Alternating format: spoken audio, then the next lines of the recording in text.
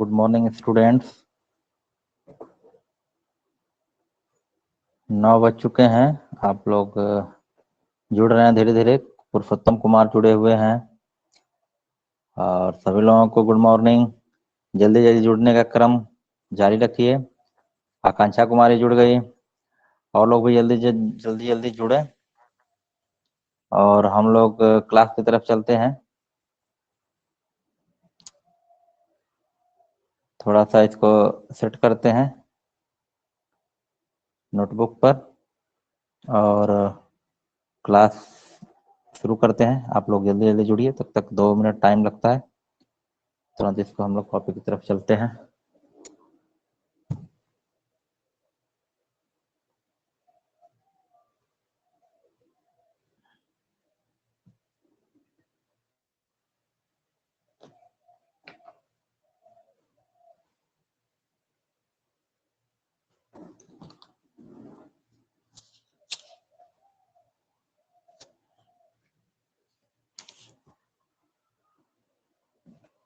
तो स्टूडेंट्स, आज पहले हम लोग इसका देखते हैं। डेट आज है 26/7/2021, 26 जुलाई।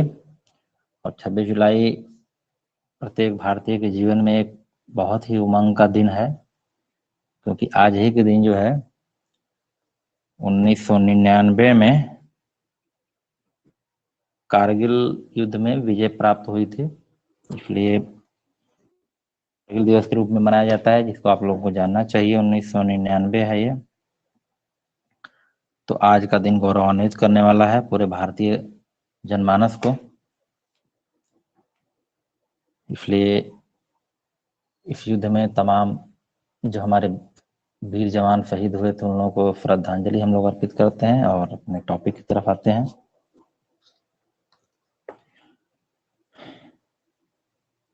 आज दिन है सोमवार है, मंडे।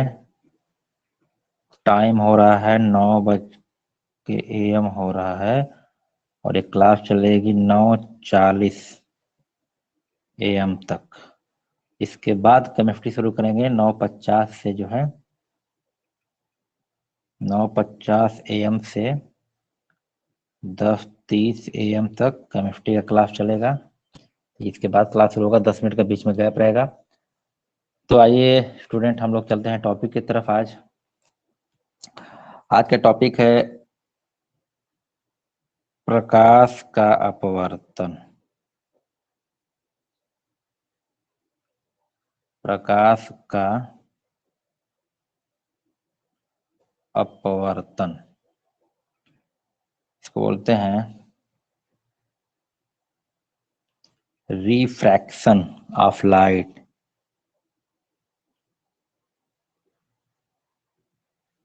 Refraction of light. प्रकाश का परावर्तन हम लोग पढ़ चुके हैं। अभी हम लोगों को अपवर्तन पे चलना है, जो उसका थोड़ा सा उससे अलग है। तो इसको हम लोग जो है देखते हैं क्या होता है प्रकाश का अपवर्तन। देखिए, इसमें आपको एक पहले समझा दे रहे हैं कि जब कोई प्रकाश जो है एक माध्यम से दूसरे माध्यम में जाता है। अभी परावर्तन में क्या था कि प्रकाश जो किसी परावर्तक तल से टकराने के बाद वापस आ रहा था, लेकिन यहाँ पे ऐसा नहीं होगा। यहाँ पे क्या होगा कि ये मान लीजिए कांच है आपका, ये कांच का माध्यम है और ये हवा है, वायु है। ये दो अलग अलग माध्यम हो गए, कांच हो गया और ये हवा हो गया, अलग अलग माध्यम हो गया। यहाँ पर जो है जब प्रकाश किरण वायु माध्यम में रहेगी तो उसका वेलोसिटी और इसका जो कोण होगा वो अलग रहेगा। कांच में प्रवेश करेगी तो कुछ अलग हो जाएगा, फिर हवा में आएगी तो कुछ अलग हो जाएगा। इस तरह से इसका जो है रे डायग्राम बना सकते हैं। तो इसको हम लोग प्रकाश का अपवर्तन देखते हैं। क्या होता है कि जब प्रकाश किरण जो है एक माध्यम से दूसरे माध्यम में प्रवेश करती है तो प्रकाश का पथ जो है विचलित हो जाता है। विचलित मतलब परिवर्तित हो जाता है। इस घटना को प्रकाश का अपवर्तन कहते हैं। इसमें क्या क्या है इसको एक बार परिभाषित कर लेते हैं, फिर आगे हम लोग देखते हैं। तो इसकी परिभाषा क्या हो जाएगी? परिभाषा प्रकाश का अपवर्तन का क्या हो जाएगा? देखिए, जब प्रकाश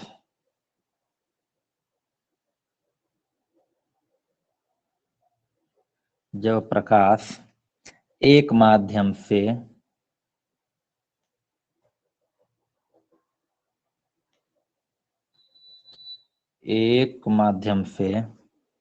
दूसरे माध्यम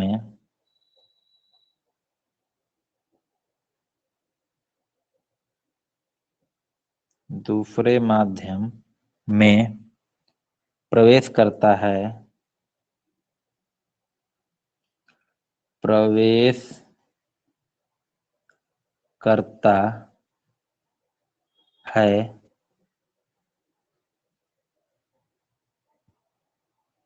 तो प्रकाश का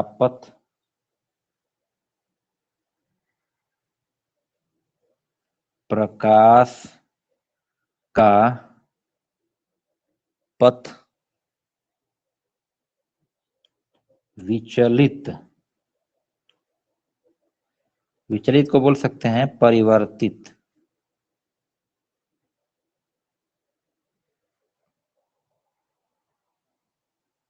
हो जाता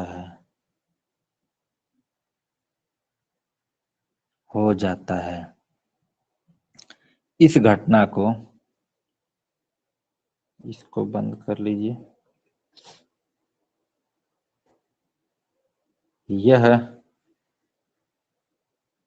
घटना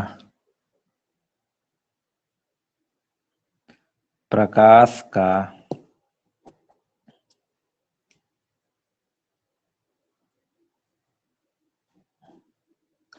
अपवर्तन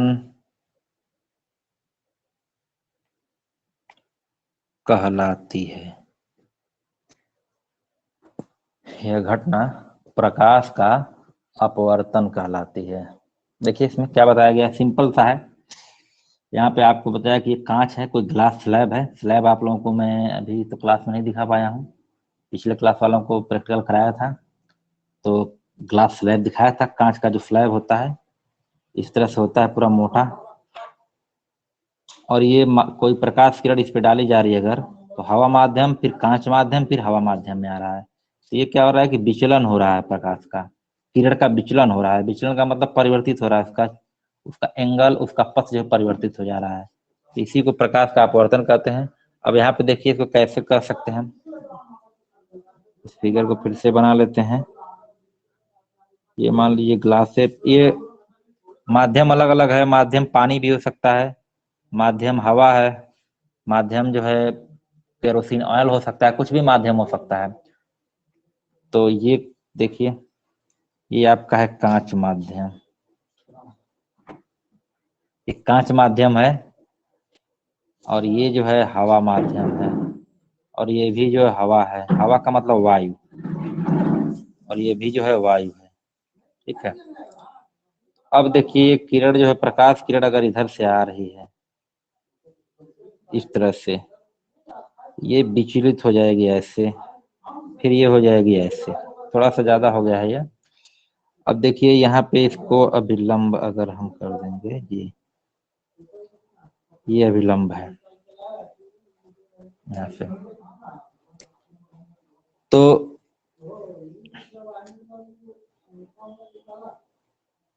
ये देखिए जो पथ इसका मुड़ रहा है, ये हो गया आपतित किरण। इसको आप लोग जानते हैं, आपतित किरण,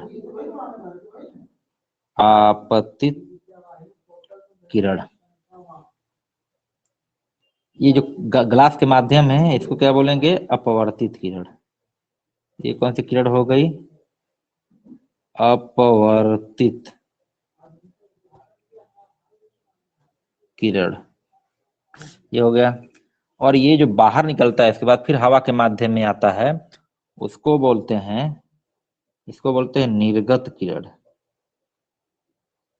इसको जो है निर्गत किरण बोलते हैं। यहाँ पे एक कोण हो जाएगा आपतन कोण। आपतन कोण हो गया, इसको angle I, angle of incidence. और ये जो हो जाएगा, ये विलंब से फिर यहाँ बन रहा है जो कोण यहाँ पे बन रहा है, ये हो जाएगा अपवर्तित, नहीं, अपवर्तन कोण। अपवर्तन कोण angle r, angle of refraction.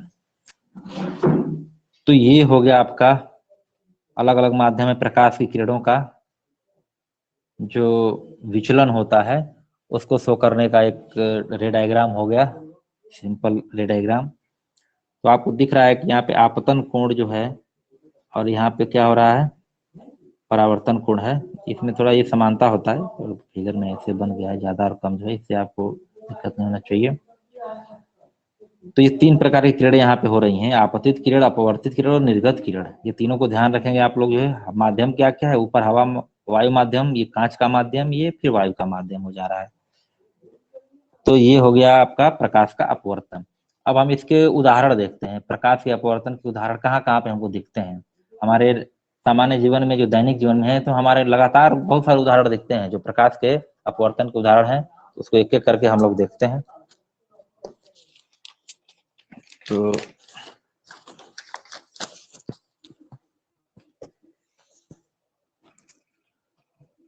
Next point जो है,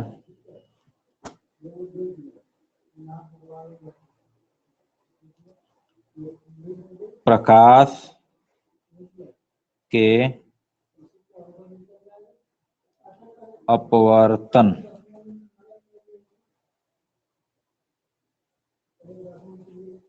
की घटना के दैनिक जीवन में उदाहरण। दैनिक जीवन में उदाहरण, दैनिक जीवन में प्रकाश के अपवर्तन के क्या क्या उदाहरण एक एक करके जो है, तो आप लोगों को समझने में आसानी होगी। देखिए पहला है, इसका एग्जाम्पल क्या देख सकते हैं, बहुत सारे एग्जाम्पल हैं, एक एक करके हम बताते हैं। जैसे फर्स्ट एग्जाम्पल में आप आ जाइए, पानी में। देखिए पानी में अगर पेंसिल या पेन रखेंगे तो कुछ मुड़ा हुआ दिखाई देता है। ये प्रकाश के अपवर्तन का ये उदाहरण है। तो इसका लिख देते हैं आपको यहाँ पे, इसको ऐसे लिखते हैं, यदि पानी को किसी कांच के बर्तन में रखें और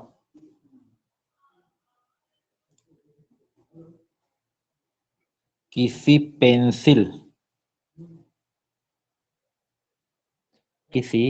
पेंसिल को आंशिक रूप से डू, या उसमें पेंसिल को उसमें डालते हैं, मान लीजिए पेंसिल को उसमें डुबाएं या डुबोएं,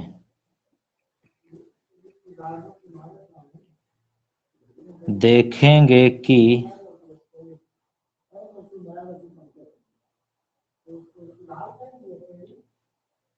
डूबा हुआ भाग, पेंसिल का जो डूबा हुआ भाग होता है इसको लिख दे रहे हैं, पेंसिल का डूबा हुआ भाग जो है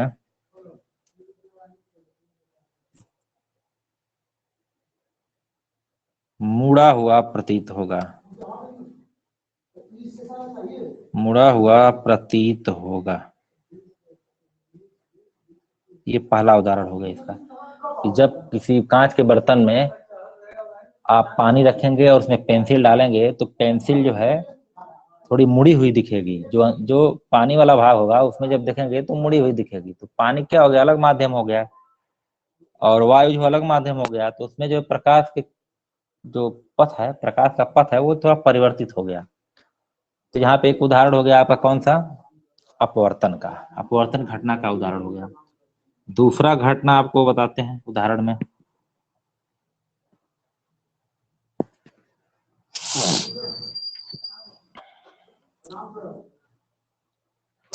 पानी से भरी बाल्टी के तली पर एक सिक्का रखते हैं, जैसे कि एग्जाम्पल देखते हैं।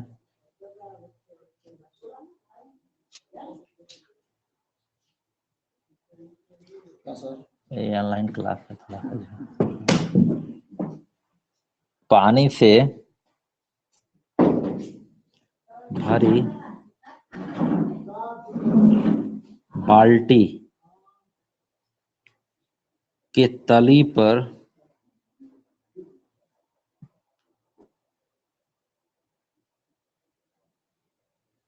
सिक्का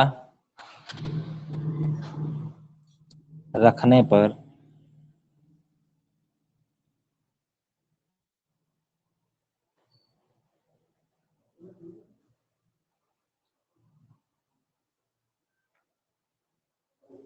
अच्छा ठीक है, एक मिनट थोड़ा भी पढ़ा लेते हैं फिर बात करते हैं। ठीक है,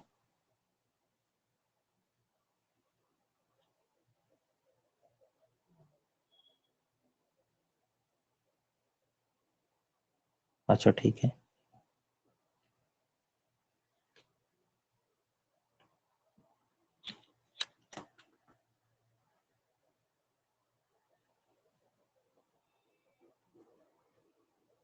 ठीक, ओके। चलिए बच्चों, थोड़ा सा जो है डिस्टर्ब हुआ। सिक्का रखने पर सिक्का उठा हुआ प्रतीत होता है। सिक्का उठा हुआ प्रतीत होता है।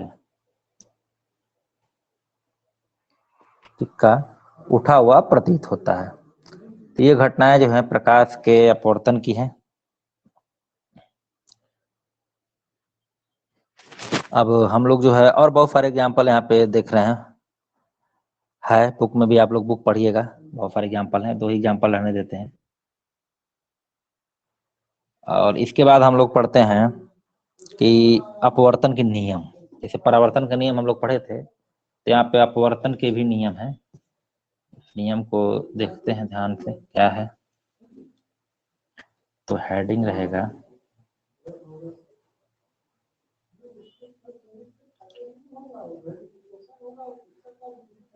प्रकाश के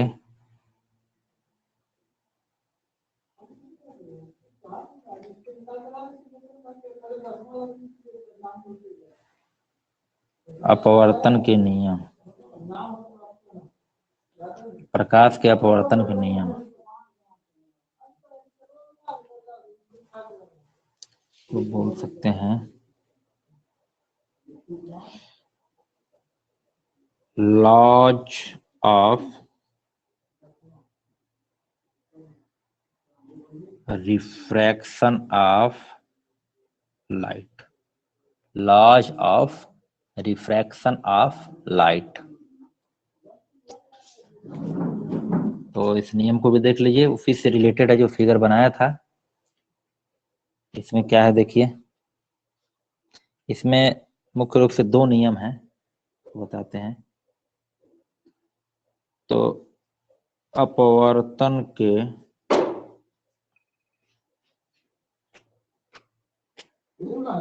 दो नियम हैं। पहला नियम है देखिए क्या, आपतित किरण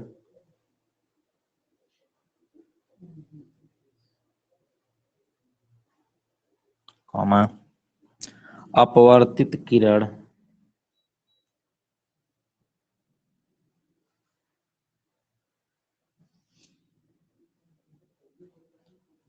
आपतित किरण, अपवर्तित किरण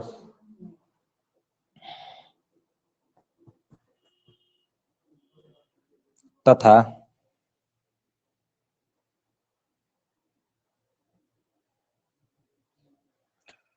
दोनों माध्यमों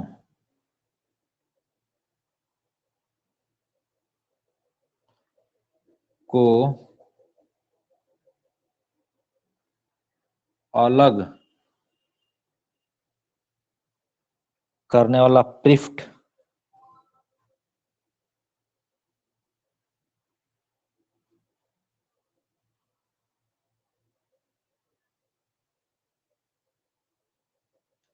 करने वाले पृष्ठ के आपतन बिंदु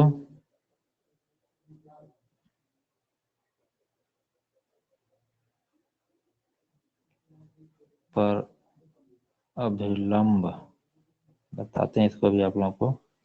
अभिलंब यहाँ से पढ़ते हैं, सभी एक ही तल में होते हैं।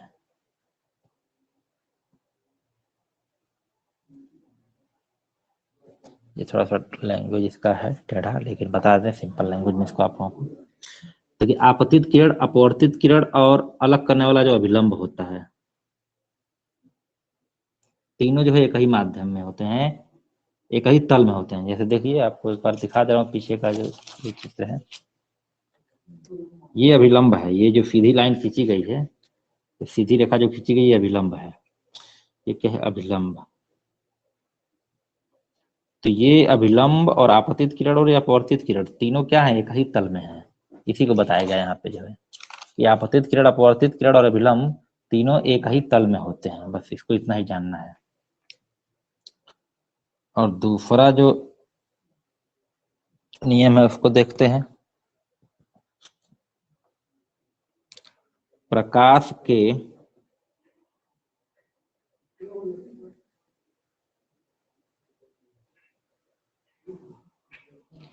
किसी निश्चित रंग तथा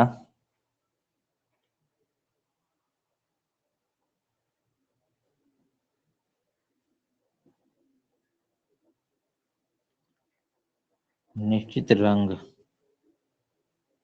तथा निश्चित माध्यमों के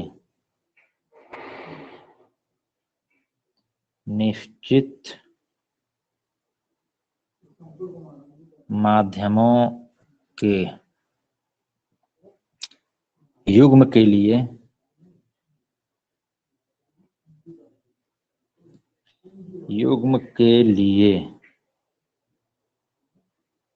आपतन कोण की ज्या,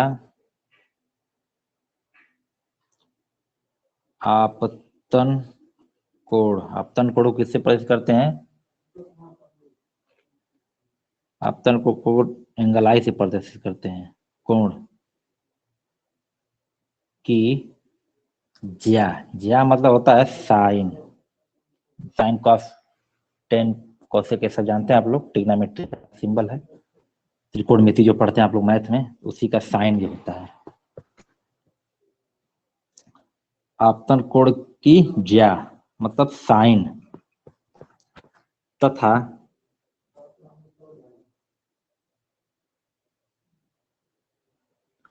अपवर्तन कोण, इसको क्या किससे प्रदर्शित करते हैं? एंगल आर की ज्या, फिर वही आ गया साइन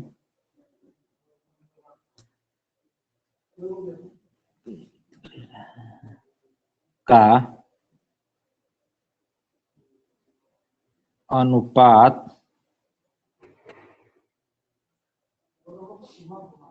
स्थिर होता है।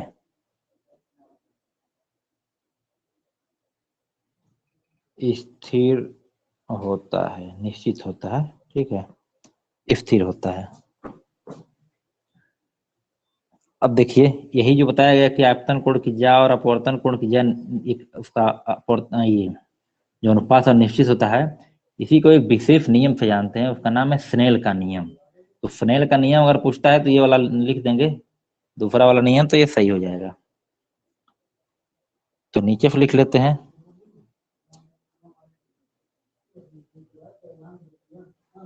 इसे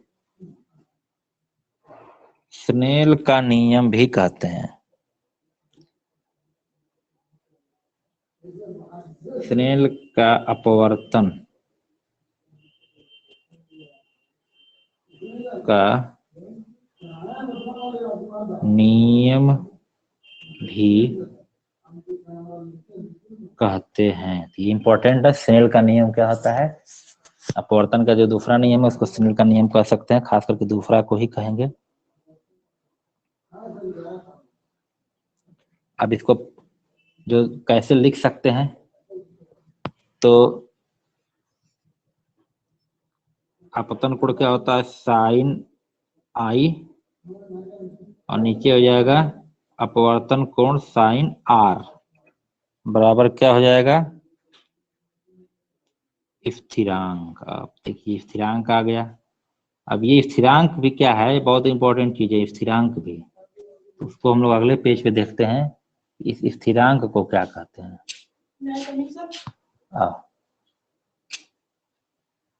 इस स्थिरांक को क्या कहेंगे?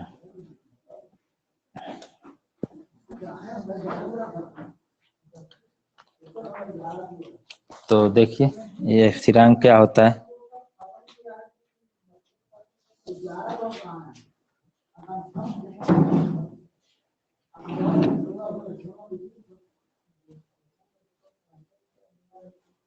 उपरोक्त स्थिरांक कौन सा उपरोक्त है? आप फिर से लिख दे रहे हैं, sine i upon sine r बराबर जो स्थिरांक है, ये इसी स्थिरांक को जो है क्या बोलेंगे? उपरोक्त स्थिरांक के मान को, हेलो, हाँ ठीक है, सबको आवाज आ रही है? हाँ सर। ओके। उपरोक्त स्थिरांक के मान को दूसरे माध्यम का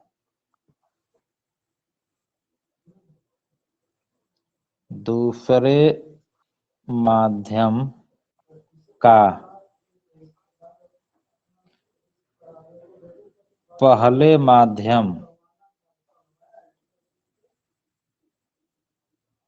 माध्यम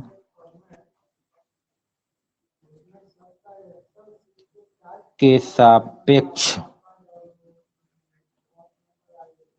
अपवर्तनांक, बहुत इंपॉर्टेंट ये टर्म है अपवर्तनांक, इंग्लिश में कहते हैं रिफ्रैक्टिव इंडेक्स,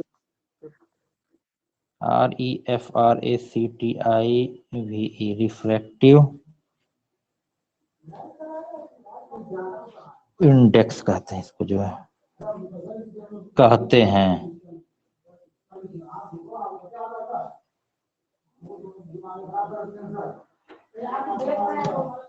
यहाँ पे जो है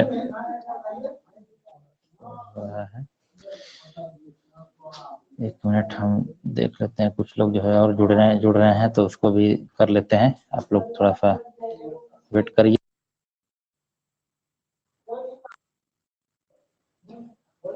चलिए ठीक है, हम लोग आ जाते हैं टॉपिक पे।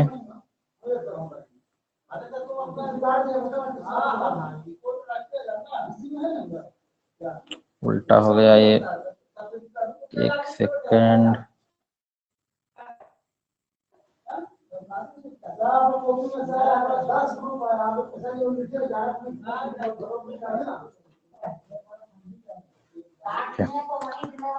रिफ्रैक्टिव इंडेक्स कहते हैं या अपवर्तनांक कहते हैं इसको, जो है। तो अपवर्तनांक क्या होता है? एक माध्यम से दूसरे माध्यम के पहले माध्यम का दूसरे माध्यम के सापेक्ष बताया गया है। तो अपवर्तनांक के बारे में आप लोगों को डिटेल्स जो है हम नेक्स्ट क्लास में बताएंगे। आज अपवर्तन के नियम और उसके उदाहरण और अपवर्तन क्या होता है, अपवर्तन के उदाहरण, अपवर्तन के नियम, इसको हम लोग स्टडी किए।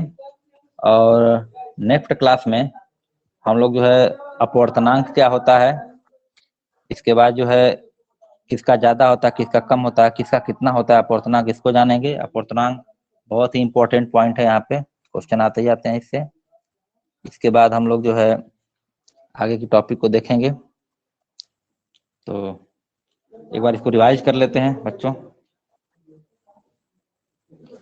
देखिए ये हम लोग आ गए हैं प्रकाश के अपवर्तन से आए हैं। अपवर्तन, प्रकाश का अपवर्तन क्या है कि जब प्रकाश कण एक माध्यम से दूसरी माध्यम में आती है तो उसके प्रकाश के कण के पथ में, प्रकाश कण नहीं, प्रकाश का जो पथ है वो विचलित हो जाता है। और विचलित होने के बाद जो है उसमें जो कोण बनता है एंगल आई और एंगल आर, आपतन कोण और अपवर्तन कोण, वो आई और आर से प्रदर्शित होता है। एक और किरण निकलती है, निर्गत किरण। आपतन किरण, ये अपवर्तित किरण और ये निर्गत किरण, 3 किरणें होती है इसमें। परावर्तन में 2 ही किरण थी, आप आपतित किरण और परावर्तित किरण, लेकिन अपवर्तन में 3 किरण हो गई। कौन कौन किरण हो गई अपवर्तन में जो है, यहाँ पे आप देखेंगे कि आपतित किरण हो गई, अपवर्तित किरण हो गई तथा निर्गत किरण हो गई। 3 किरण हो गई यहाँ पे, ठीक है। तो इस तरह से जो है, इस तरह से तीनों किरणों के बारे में हम लोग जान गए। आज काफी डिस्टर्बेंस है, थोड़ा काफी लोग आए हुए हैं बाहर जो है, तो आवाज भी आ रही होगी आप लोगों को। इसके बाद अपवर्तन के उदाहरण हम लोग देखें। माध्यम क्या क्या होगा, माध्यम देखिए, हवा माध्यम, एक कांच माध्यम हो गया, एक पानी माध्यम हो गया, केरोसिन ऑयल हो गया, कुछ भी हो सकता है। और सबकी सभी का अपवर्तनांक अलग अलग होता है। हवा का अलग होता है, कांच का अलग होता है, केरोसिन का अलग होता है। तो ये अपवर्तनांक के बारे में हम लोग डिटेल्स पढ़ेंगे नेक्स्ट क्लास में। तो आज जो है हम लोग यहाँ पे रुकते हैं। स्नेल का नियम बहुत इंपॉर्टेंट है, इसको जरूर आप लोग पढ़ लेंगे। और बाकी जो हम लोग जो है नेक्स्ट क्लास में इसको डिस्कस करते हैं। और तो आज इसको आप लोग तैयार कर लीजिएगा। बहुत बहुत धन्यवाद आप लोगों को जुड़ने के लिए। Thank you. Thank you sir. Thank you very much. Okay, अभी 10th, अभी फिर केमिस्ट्री क्लास 9:50 से है, तो उसमें जुड़िएगा आप लोग जो है तुरंत। 9:50 से शुरू करेंगे। ओके।